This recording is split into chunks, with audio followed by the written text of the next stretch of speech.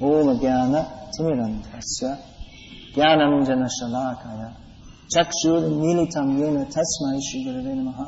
Gandhata was the emperor of the entire world. Therefore he was opulent. Kings lived in opulence, palaces, and all the best things. We see the British, they were ruling the world, a large portion of the world, so they brought opulence, gold and jewels, ivory and marble from all over the world and built many big buildings in London. In India, even up to a recent time when there were kings, those who were actually very powerful and rich, they would have displays of opulence. In fact, the British used to send reports back to Britain how opulent the Indian kings are, because they had their king there, or their queen, Victoria. So they thought the queen was in a very prestigious position, but compared to the opulence shown by the Indian kings, when they came out in parade or when they held court, what such fantastic opulence. They were surprised. That's why the British, the Dutch, the French, the Portuguese, they were all fighting with each other to come to India. Because India was so opulent. The kings especially, they would live with so much gold and jewels and ivory and pearls and marble palaces. Even ordinary people, even now, we're wearing gold here, like gold on the upper part of the body and silver on the lower part, and jewels and so many things. And silk, so much opulence. So the kings, they made a show of opulence. That means one thing is to impress others, and also because they like that. They're attached to it. They like to live in opulence. People like to show how opulent they are. Nowadays they show how opulent they are, but if you show his car, Rolex watch, the same idea is there, to show some opulence. But the item which they show, it's not of permanent value. A Mercedes car may be very opulent, but its value decreases every day.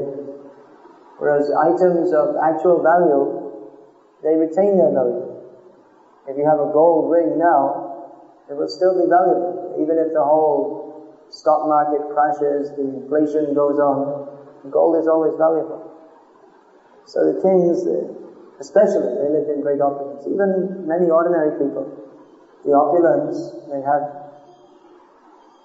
ordinary people would have silk clothing, maybe not wearing all the time, but at least for special occasions they would wear silk. And they would regularly wear some gold jewelry, and then for special occasions they would bring out extra jewelry for a wedding function, something like this. Great opulence. So you can imagine how opulent the king of the world must be. We don't have any king in our experience of this time who was so rich. At the time of the partition of India, the richest, most opulent king must have been the Nizam of Hyderabad. But then he was a crazy man who lived in poverty, while his rooms, he kept himself like a beggar, while his rooms, huge palace with rooms and rooms full of jewels. But he would keep himself as a beggar and would be very cautious not to spend any money. So he was crazy man. But he was only the king for a small area, less than today's Andhra Pradesh. But he was so wealthy, like so jewels, elephants. That is the sign of an opulent king. One sign, he can maintain many elephants. Because to maintain an elephant is a costly affair. It's not like keeping a pet cat or dog. Elephant eats so much. So to maintain, you have to bring every day huge amounts of grasses. It's not a small thing to maintain. So Gajapati, that was the name of one of the lines of the kings. That's one name for kings. Gajapati means who's the master of many elephants. So that was a sign of opulence. And nowadays, we don't see. But even in those days, they're so opulent, the kings, but you can imagine how opulent must have been the king of the whole world. All the best things from all over the world would be in his palace, and all the best artists and craftsmen, they would all be serving him. And opulence would be not only opulence in terms of ivory, silk, filigree, and so many things like this, but another opulence of a great king would be he would be surrounded by great personalities, highly intelligent ministers, and the best singers, the most beautiful women, everything materially best would be at his disposal. So Mandhata, he was the king of the whole world. He was also a devotee of Krishna. He performed many sacrifices for satisfying Lord Vishnu. He was rich in material opulence, more than we can imagine, more than anyone can imagine at the present time. At the present time, Bill Gates is supposed to be the richest person in the world, so they say. But famous, he's building how much they're spending on his home?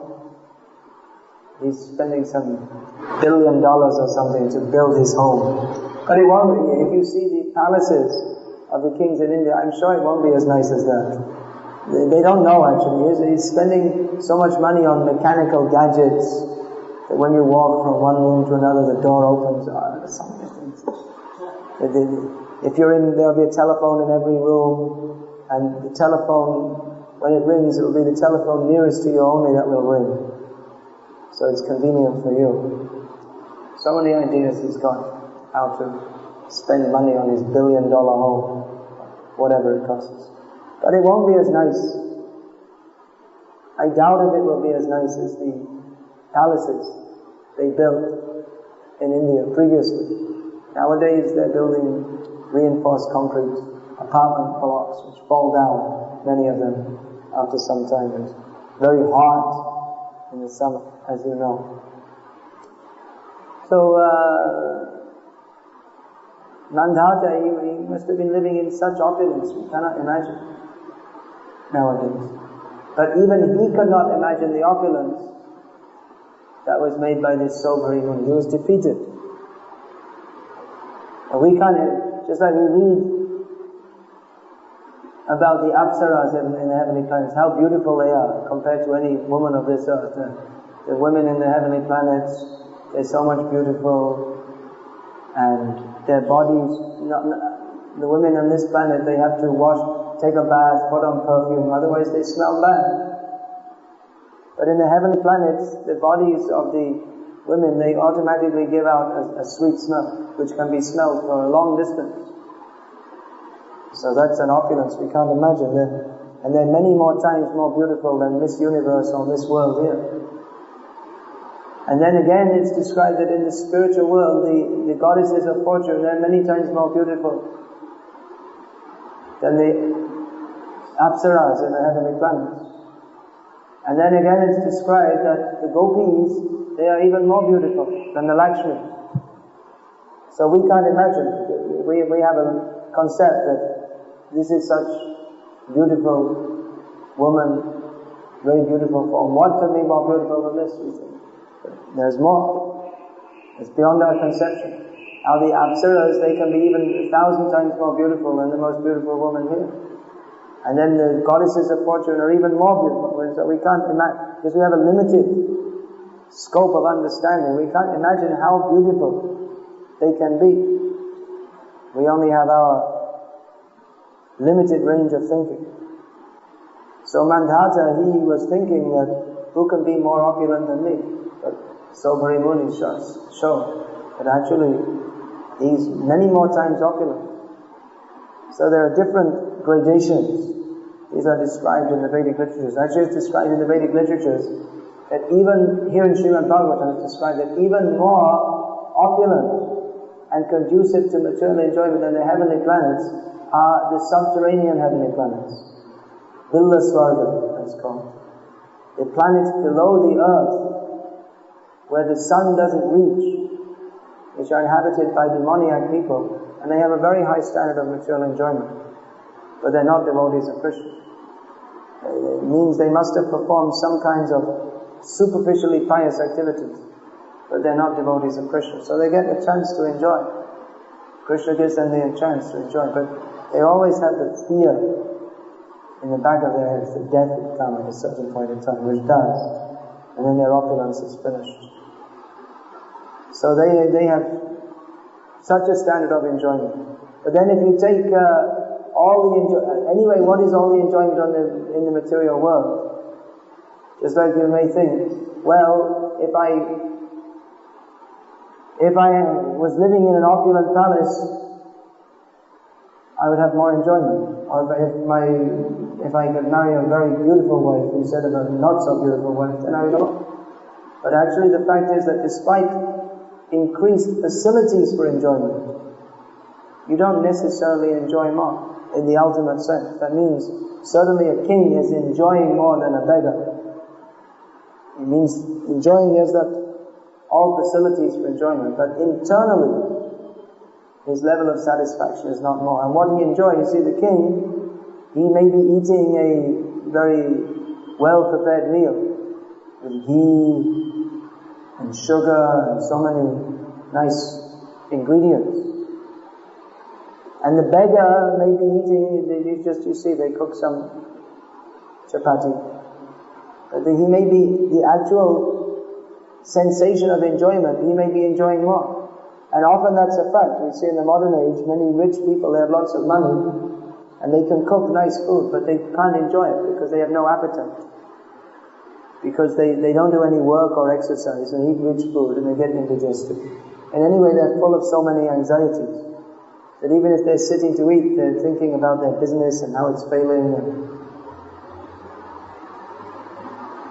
Whereas the poor man, he simply cooks some chapati, his wife cooks on the stone. They just get some bricks and make a fire.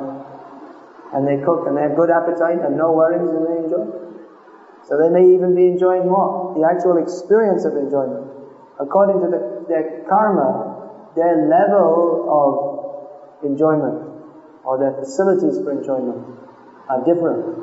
But in terms of the actual experience of enjoyment, the beggar may be enjoying more than the rich man.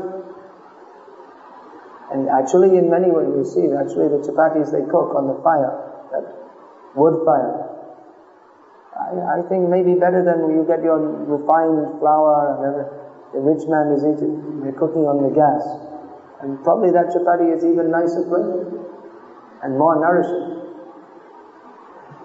The same thing, you may have the most beautiful wife, but does that mean that your sensation of enjoyment in sex life is more than that of the donkey or the dog? And it's the same thing. You may sleep in a first-class palace with a fan, AC, or the old days, there would be a man fanning you. Actually, not even like this. There's ones up ahead, these big fans. Have you seen that? Where they pull it, huge sheet with a rope. It goes back and forward. Makes a big fan all through the rope. So someone will be standing there, pulling it.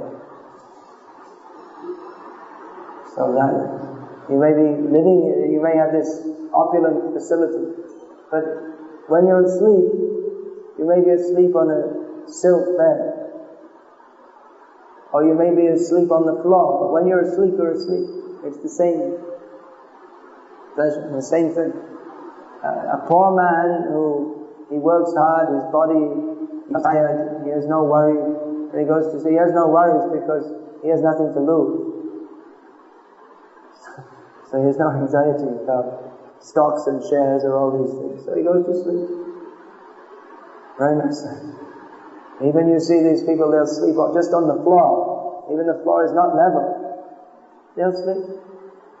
Whereas a man with so many activities and anxieties, he may have an air-conditioned room, palace, silk, all these things.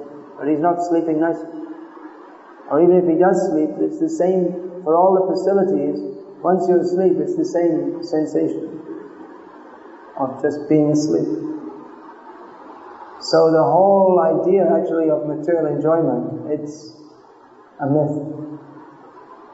That you will enjoy more by getting material facilities. This Sobhari Muni was thinking, let me get more facilities to enjoy.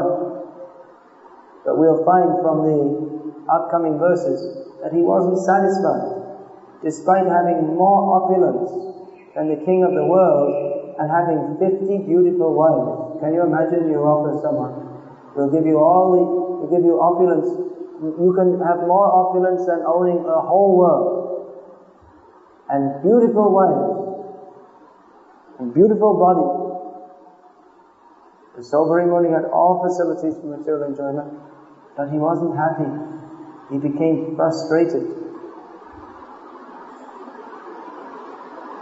And Mandhata, he saw that this, now my son-in-law, he was the great sage, became his son-in-law.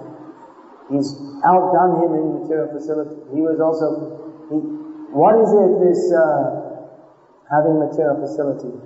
Actually, it's not even so much for your enjoyment as for showing prestige. So Mandhata, he had so many big buildings and elephants and chariots. So even apart from the point of having a big, what do you need? You don't actually need a big building, but it's some prestige to show others. So in the same way, people, they wear a Rolex watch. You don't need a Rolex watch to see the time. You can get a 100 rupee one because it might burn down more quickly. Rolex watch is also good quality. But just to see the time, you don't need a Rolex watch. You can use any watch. That I read somewhere that the head of the Rolex watch company, someone asked him, how is the watch business going on? He said, I'm not in the watch business. I'm in the prestige business. I'm not selling watches, I'm selling prestige. And he knew what his business was. Similarly, you can get a Mercedes car, no doubt it's very comfortable, drives nicely, but more than that is to show prestige. Even they made this car, this Maruti car, that is a little bit longer than the oversized Matchbox, the ordinary Maruti car. They called it Maruti Esteem.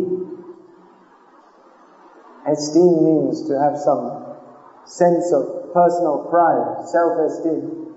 So that's the idea, that if you just have an ordinary Matchbox Maruti, then still you're above someone who has just a Hamara Bajaj, just a scooter. But you can really have more esteem if you have a big, long Maruti. Now that's finished because they're bringing so many Cielos and Mercedes and other foreign cars. But the idea, you see, they're promoting the idea that if you have this car, you'll have more prestige. And actually it all comes down to attracting the opposite sex. Otherwise there's no need for all this. This show that I have got so much opulence is simply meant to show, especially a man wants to show all the women, you see how great, how wonderful I am. I have a big car, big house, plenty of money, and I am a suitable person to enjoy with. Come and enjoy with me. This is the message that's being sent out. Sobhari Muni, he wanted to show opulence. As long as he didn't want to enjoy, he wanted to live in a renounced position. He was quite happy to live without all these things. But as soon as his idea came to enjoy, then immediately, let me get so many big, let me impress my wives. So that's what happened. Ato griha kshetra sutapta vitaya janasya moho yamahamameti. Someone becomes attracted to have a relationship with the opposite sex. And then he needs a home, land, money, relatives, expansion. He's expanding his material position. So generally this is not very good for spiritual life. To want to live in opulent, desire to live in a very opulent position, it's not considered very good for spiritual life. Even that You see Mandhata, he was also a great king. And there have been so many great kings described in the Bhagavatam, like Parikshit Maharaj, Yudhishthira Maharaj, Ambarish Maharaj, who were great emperors and lived in great opulence. They were great devotees also. So if one is actually devoted enough, he can live in opulence and offer everything to Krishna, not be attached to that. See, the Pandavas, they were also living in the forest. They didn't like to live in the forest because they wanted to execute their occupational duties of ruling over the citizens. But especially Yudhishthira, in many ways he liked living in the forest because he was of a renounced mood. So now we're living in the forest, we're very fortunate we don't have so many managerial responsibilities for our kingdom. So we have the time to meet so many sages and discuss with them and take advice from them. So that's the general prescription for spiritual life, to live as simply as possible. Not that we recommend everyone becomes a beggar, that's not necessary. But to live not to overcomplicate our lives. You see, there's so much opulence, but then to maintain it all, it's also a big headache. If someone wants a big house, if you have a big house, you have to think about how to keep it clean, and then the more area you have, the more things can go wrong. There may be a crack in the wall or a leak, or the more facilities you have, the more headache it is to maintain it. So generally for spiritual life it's recommended not to clutter our lives up with excessive material possessions or so-called facilities. We call it facility, but actually if it makes you do more work, then how is it a facility? Facility is something that is supposed to facilitate your other activities. But we spend so much time just looking after the facility. Then how does it improve our life? So that is the recommendation, to live as simply as possible. Not that you don't live comfortably in this world, but don't become involved in extraneous so-called development. Keep things simple so that you have time to chant Hare Krishna more. Modern age is very complex. There are so many different kinds of machines, and in every home there's an increasing number of machines to do everything. But then to get the machine you have to work. When the machine breaks, it's a big headache, you have to spend so much money, and because you're dependent on the machine, then you don't know what to do. Your washing machine breaks down and you have no experience how to wash the clothes by hand, so you don't know what to do. And this way we become entangled more and more. So the recommendation is keep things simple, spend more time for chanting Hare Krishna. We'll see here how Sobri Muni, despite fulfilling his material desire to live in great opulence and have beautiful wives, he became frustrated and he realized after some time that I made a mistake. I got entangled in all these things. I should have concentrated on my spiritual development. But similarly, a devotee may sometimes become entangled in so many extraneous things.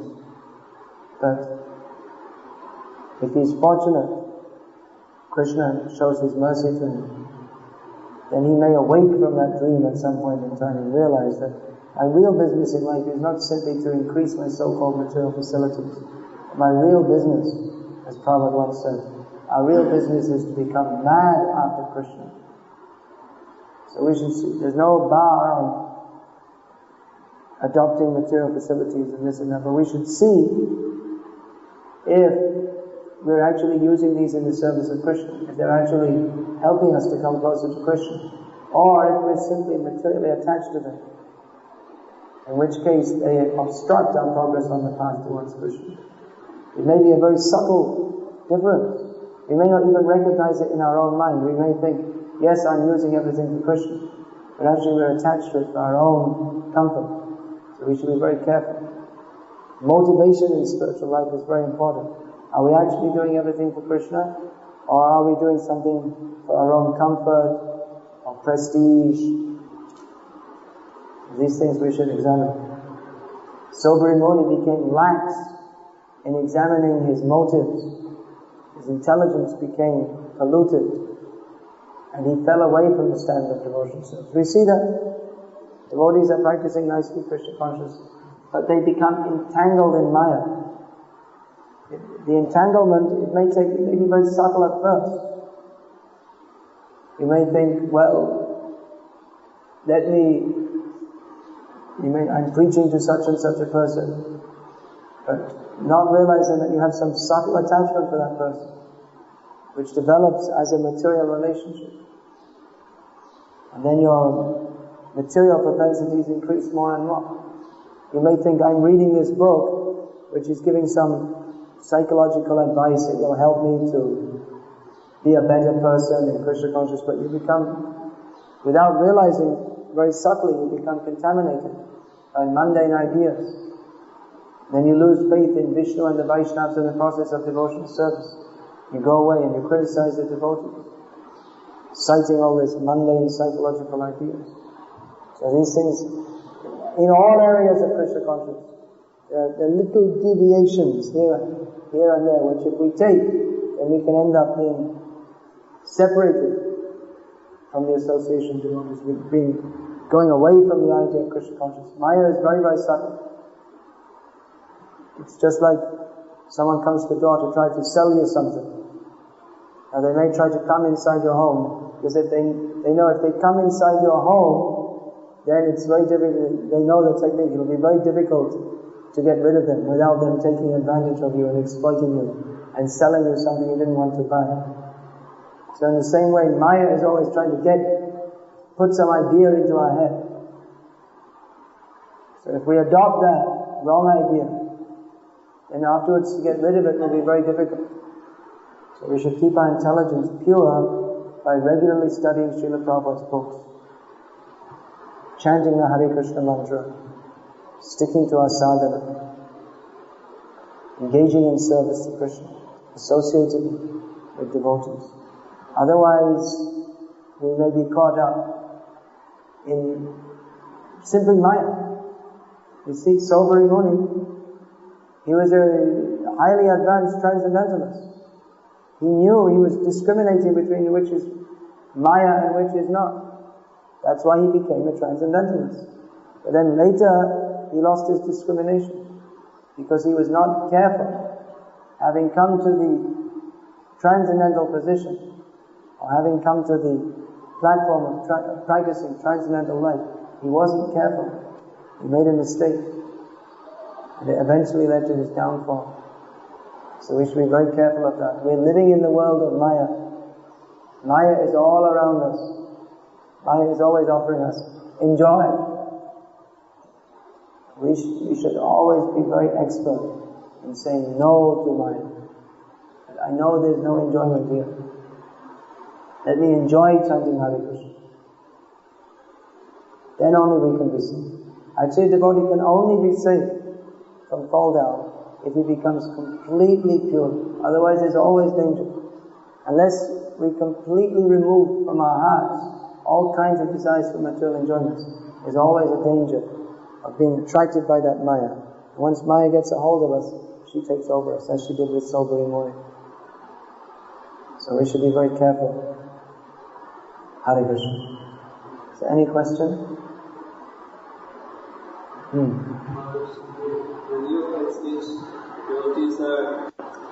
Devotees in the neophyte position, sometimes they feel like they're doing very nicely, and other times they feel weak, and Maya attacks them more, and they may become discouraged and think I'm not making any progress.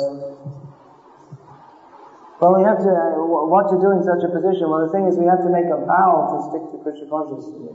With our intelligence, we have to understand that it's required for me to practice Krishna consciousness. The activities of the mind are acceptance and rejection in terms of sense gratification.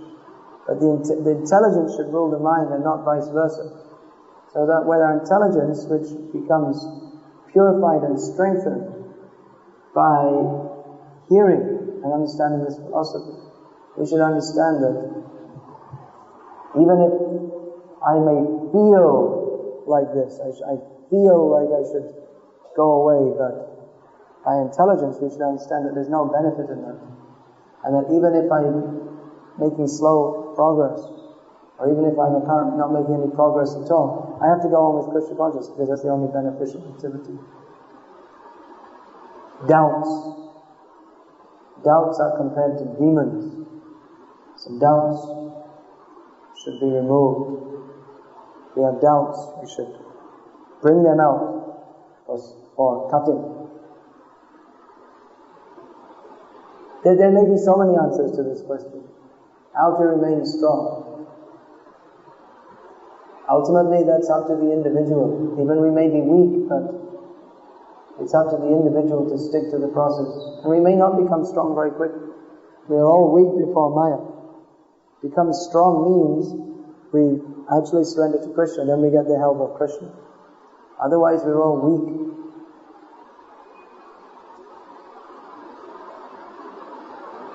How to remain alive in Krishna consciousness. How to not succumb.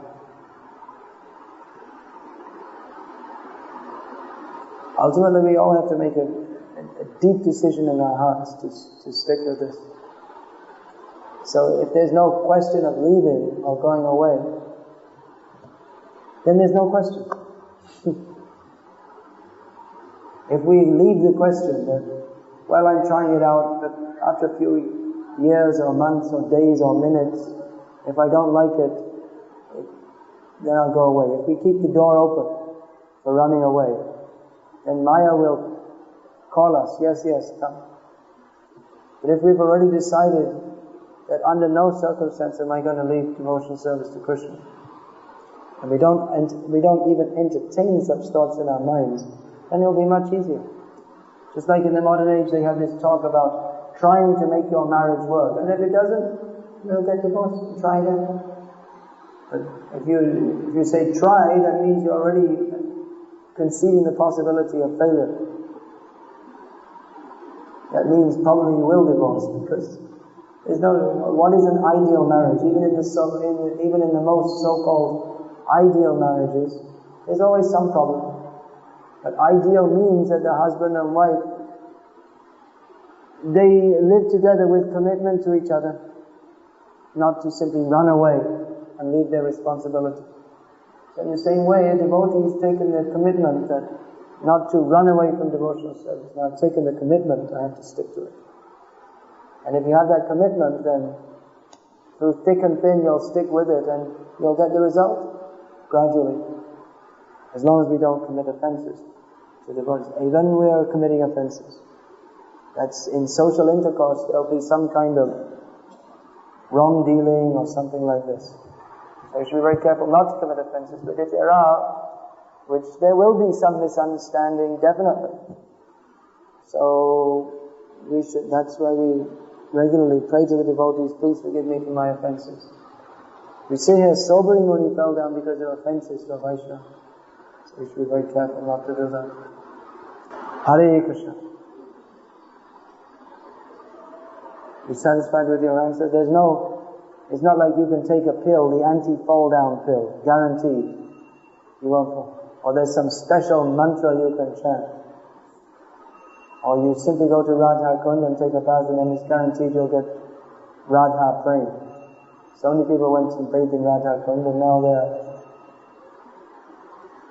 in a different consciousness altogether. So there's no magic. The magic formula is to actually surrender,